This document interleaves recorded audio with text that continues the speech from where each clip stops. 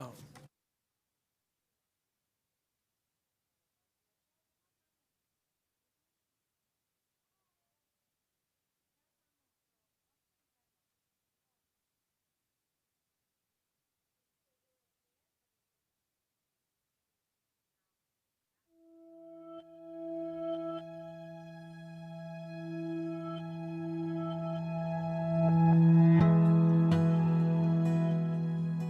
Welcome. The time is now 5:01 p.m. on June 24th, 2025. This is a special meeting of the Los Angeles Unified School District Board of Education, including closed session items. I will take roll, and then I will read the purpose and authority. It looks like for a single item to be discussed, and then we will recess into closed session. Ms. Newbill, I see, is here. Dr. Rivas? Present. Mr. Melvoin? Here. Ms. Griego? Ms. Gomez? Ms. Ortiz-Franklin? Present. Thank you. And Board President Schmerelson? Present. Thank you. We have a quorum. All right. There is one item to be discussed in closed session, conference with labor negotiators pursuant to Government Code Section 54957.6. The negotiators, Dr. Murphy, and the employee organizations are Associated Administrators of Los Angeles Teamsters 2010, California School Employees Association, Los Angeles County Building and Construction Trades Council, Los Angeles School Police Association, Los Angeles School Police Management Association, Service Employees International Union, SEIU Local 99, Teamsters, United Teachers Los Angeles, and district represented employees and contract management personnel. We have 10 folks signed up for item-specific comment. As usual, there is no general public comment at a special meeting of this board. So let's see, the first person is Maria Luisa Palma. I see you are there. Please come on up. You'll have 2 minutes to speak once you begin.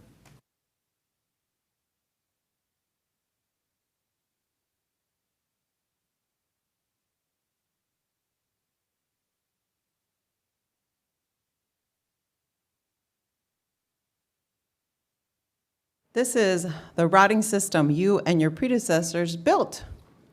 You begin labor negotiations with a ball and chain, with the existing obligations dragging down the budget, continuing the deficit.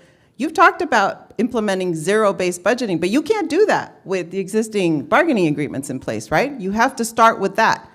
Now we have this special meeting. That's an example of the exorbitant power that the unions must have to force you all to call this special meeting. UTLA, SEIU come here, they're brazenly stomping, yelling, violations of the rules of decorum, Mr. McLean, but everybody allows it and smiles upon that. Let's contrast that with the power of the parents. What power? Parents have no power at all. On the committees, parents are supposed to be stakeholders, but that's a complete farce. Their parents are treated like a compliance checkbox. There's a lack of substantive information for the parents, and the comments for the LCAP have zero impact on what actually comes out in the LCAP. Your responses don't even ever say if you concur or not, although we haven't seen you this year's responses. I can't wait to read those. Now, under the law, yes, the unions in California are allowed public sector collective bargaining. But parents also supposed to have rights under the law. Title I requires true substantive consultation with parents. The LCAP and the LCFF process are supposed to be a trade-off away from categorical funding, yet you are abusing that power by using the flexibility to use the funds that you wish, but not taking the parent demands seriously. So before you continue to bargain away our children's future, think about this power imbalance. Unions do not represent the interests of the parents, the students, or the taxpayers at large. They represent their employees' interests only. And for them to say they represent anybody else is a complete conflict of interest. That is not possible. So what will each of you do to correct that power imbalance? Please think of that when you have this conference with labor negotiators. Thank you. Thank you for your time. Deanna Guillen, I see you're there. Come on up. You'll have 2 minutes to speak once you begin.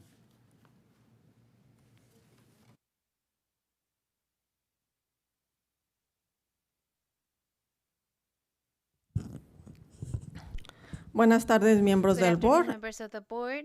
We are here today doing extra hours or overtime just because the unions just ask for it because so you can negotiate our students' future, because you're not negotiating academic improvement. You are negotiating the salaries of all these employees and creating and telling the students that we will have dream centers.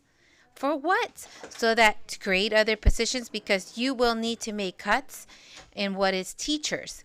But why don't you negotiate for better academic achievement? Because right now UTLA want you to give them 21% more of increase in salaries when they know that student funds are depleting, because you think that with time you will create other type of taxes so you can take money from the community and then we pay while you pad your with your wallets with friends and with associates. It's all that you do. We are tired as parents to come here and talk about returning school police. Right now, I was told that at 2 p.m., very close to the Grand Community School, Robert Kennedy, someone threatened a police with a weapon. They were a police officer threatened. Imagine how are our students being threatened, and how will they be protected, Ms. Griego? Just talking to a counselor saying that to behave? No, that does not work, because the crime is outside. Gangs are outside. The trafficking is outside. Everything is happening right before your eyes, and what the immigrant community is suffering, that they are being hunted like animals. And what you say, oh, we are with you. That is not being with the community. It's just making a difference in the education of our children and taking into account the parents, because the parents are the only ones that advocate for us. There's a lot of kids coming here speaking on behalf of the union, and they don't even know it. They don't even know that they're speaking on behalf of the union, because they talk about BSAP. And BSAP, how is it approving? How is it helping our students? We want to know the results of that BSAP program. You gave them more funds, but where are the results and how they are improving in that program? We want to see those results. Ms. Griego, you are so supporting this BSAP. How are you supporting these students that supposedly... Maria Daisy Ortiz, I see you're out there. Come on up. You'll have 2 minutes to speak once you begin.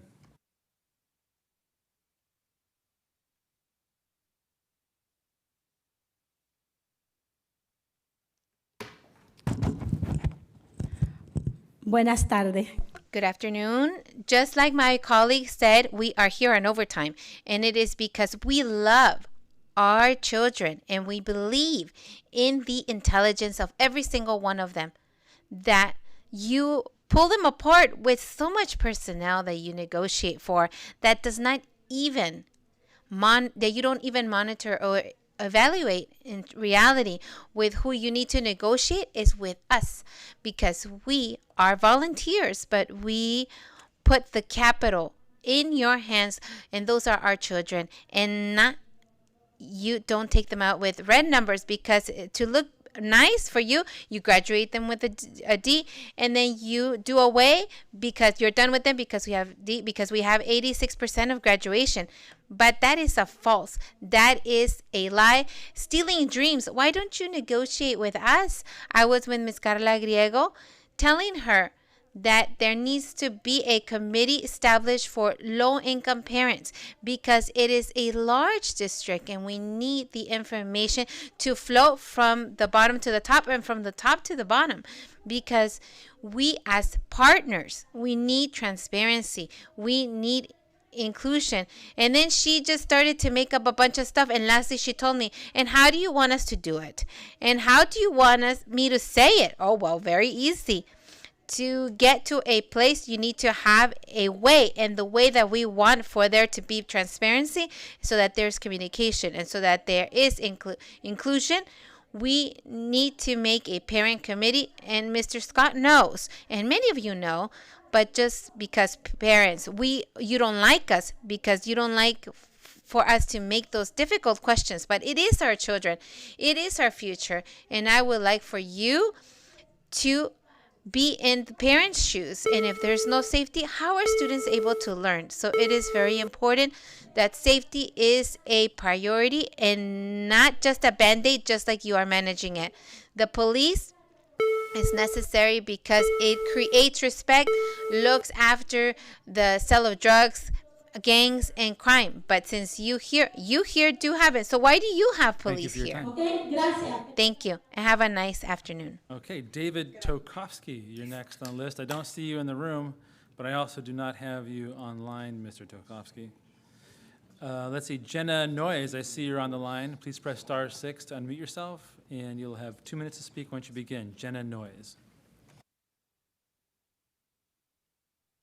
Good evening. My name is Jenna Noyes, former special ed teacher, PTA executive board member, and incoming president of Valley Hills Council, PTSA. So nearly every comment made this morning and afternoon has emphasized the same issues: a lack of transparency, a lack of meaningful engagement with families, teachers, and staff, and a lack of accountability from this board. These concerns are not new. They've been raised repeatedly, yet we continue to receive the same dismissive responses. So when will you truly hear what we're saying? We are asking for change. We are asking to be heard. We are asking you to genuinely consider and act on the concerns we bring forward. We have submitted petitions, no response. We've offered partnership letters, silence. Even when my neighborhood council or 31st district of PTSA sent letters in support of schools having a choice, there was no acknowledgement. We've submitted a resolution asking for transparency and accountability on creating a safety accountability plan, nothing. So what will it take? I've heard board members speak about budget priorities, increasing support of our most vulnerable populations. And while I agree with that in principle, I also heard you say that schools should foster a sense of belonging, safety, and support. So I ask, how are you truly achieving that? So to many of us, these statements feel disingenuous. Our district is large, richly diverse, and spans communities with vast different needs. These regional differences must be recognized and respected. I strongly encourage the board to consider giving more autonomy to schools, or at the very least, the regional leadership, so that decisions reflect the specific needs of those they affect, such as training, safety, leadership, and personnel. We need more than words. We need action. Thank you so much, and have a good evening. Thank you for your time. Norma Gonzalez, are you on the line? Norma Gonzalez? All right. Isabel Gonzalez, I see you are on the line. Isabel Gonzalez, please press *6 to unmute yourself, and you'll have 2 minutes to speak once you begin. Isabel Gonzalez. Sí, buenas tardes. I'm sorry, one moment, please. I'm having a technical. Isabel Gonzalez, please. Isabel Gonzalez, yes, please go ahead. ¿Se dieron cuenta Did de you la reunión notice de las the meeting at 11 a.m.? There, a clear example of when a teacher, a principal, or any other employee that belongs to a union, when they're no longer useful for the interest of those few people, they are fired without any justification. The only crime of the principal is to do an exemplary job. And of course, it doesn't go align with the interest of the union. Is that how we want a teacher or a principal that increases the averages and the students to be even more competitive? But it seems like the unions, the only thing that they want is to have more budget for parasites, bureaucrats that graduate our students with a D. Why do you want to hire more staff if our students are even more so worse? Why do you want more workers? We need qualified teachers and train, and that's it. Why are you hiring even more personnel if there is less and less students at LAUSD? Why are the unions requesting so easily and can manipulate all of you so easily, just like UTLA or SEIU, Local 99? Why? Do you owe favors to them? Why do you listen to them? When are you going to be in agreement and hear the voice of the parents, students, and school staff so that we can return school funds to school for qualified and trained officers? In case, are you going to take into account the resolution presented by the parents, or are you going to wait for more student deaths in school? What is it that you want so that you can return the funding for school police? Thank you. Abraham Romero, you're signed up to speak remotely, but I do not have you signed in. Are you in the room? Abraham Romero? Nope. Isabel Aguirre, I do see you on the line. Isabel Aguirre, please press *6 to unmute yourself. You'll have 2 minutes to speak once you begin. Isabel Aguirre. Sí, buenas tardes.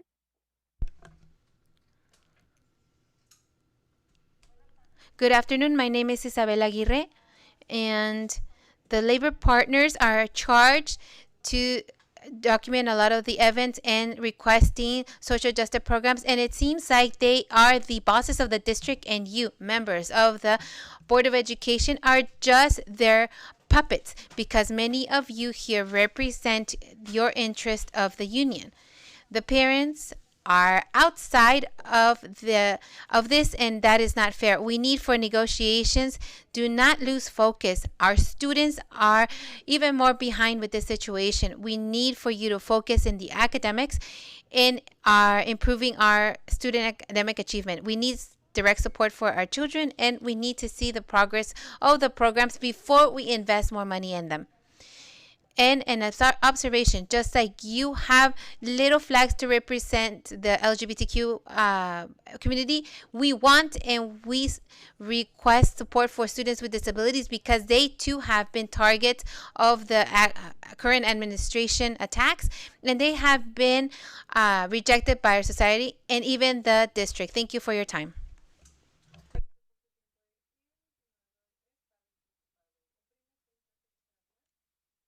Once you begin, concerned parent. Good afternoon. What is the purpose of labor unions? My understanding is that the purpose is to improve their salary benefits, and working conditions. As you go into closed session to discuss contract negotiations, I ask that you please don't bargain parent and student rights away. In previous negotiations, when certain labor unions are requesting additional programming or additional committees to be brought forth at the school level so that they can have more input, it seems that it also includes taking parent input away. And that is not fair. It is not fair because parents are the second largest stakeholder group in the district. Now, that doesn't mean that our voice is more important, but it also doesn't mean that it's less important.